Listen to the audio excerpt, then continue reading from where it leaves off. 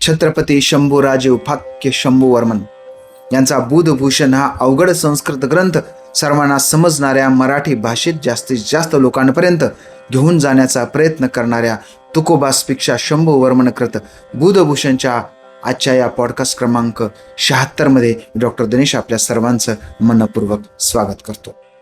सध्या आपण अन्योक्ती कलशः हा पहिल्या अध्यायातील भाग घेत आहोत आणि त्यामध्ये नदी नाम म्हणजे नदीला उद्देशून महाराजांचे जे श्लोक आहेत ते आपण घेत आहोत. तर आजचा श्लोक हा असा आहे.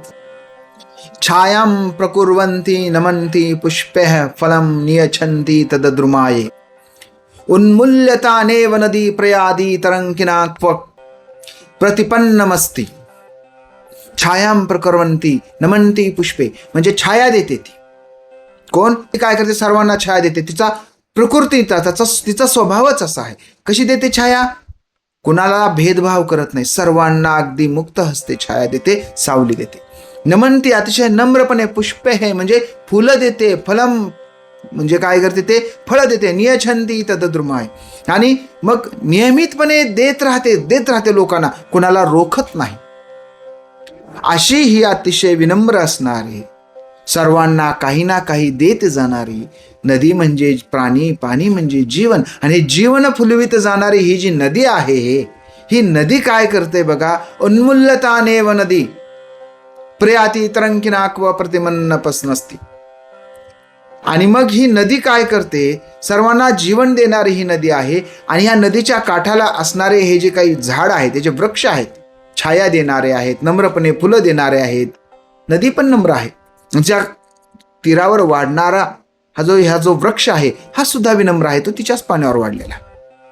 हा विनम्र सर्वात चांगलं काम करणारा हा वृक्ष असून सुद्धा ही नदी कधी कधी काय करते? उन्मूल्य, जेव्हा ती उफानावर येते, प्रयाती तरंकिना प्रतिमन्नमस्ति म्हणजे ह्या एवढ्या चांगल्या असणाऱ्या वृक्षाला, समाजात हित करणाऱ्या वृक्षाला काय करते? उखडून फेकून देते.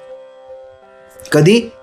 तिला पूर आल्यानंतर. म्हणजे एका बाजूला ही नदी सुद्धा कशी आहे? महान आहे, जीवन देणार आहे, जीवन फुलवित जाणारी आहे. आणि त्याचाच एक भाग म्हणजे हा वृक्ष आहे. हा वृक्ष काही मुजोरपणा करतो असं नाही, हाही विनम्र आहे. पण तरीही ही नदी काय करते? कधी कधी ह्या वृक्षाला उठकडून फेकून देते. कुठं जाते त्याचा पत्ता पण लागू देत नाही. म्हणजे नदी जरी चांगली असली तरी तिचा स्वभाव कसा आहे? चंचल आहे.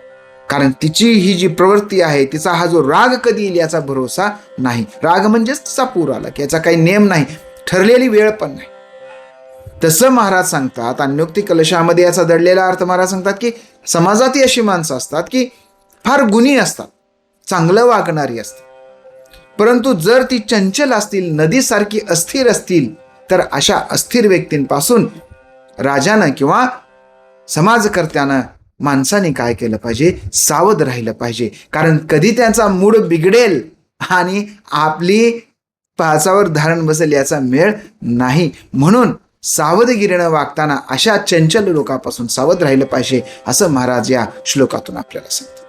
त्यांच्या जीवनामध्ये राज्यकारभार चालवताना, न्यायनिवाडे करताना ह्या सगळ्यांचा अनुभव त्यांना आलेला असणार आणि या अनुभवातूनच त्यांनी हे केलेलं निरीक्षण आहे. आणि हे व्यक्तींचं, माणसांच्या स्वभावाचं केलेलं निरीक्षण आणि निसर्गाचं केलेलं निरीक्षण, या दोघांच्या निरीक्षणाच्या चिंतनातून, या दोघांच्या घुसळीतून हे सुचलेले महाराजांचे विचार असावेत असं मला वाटतं.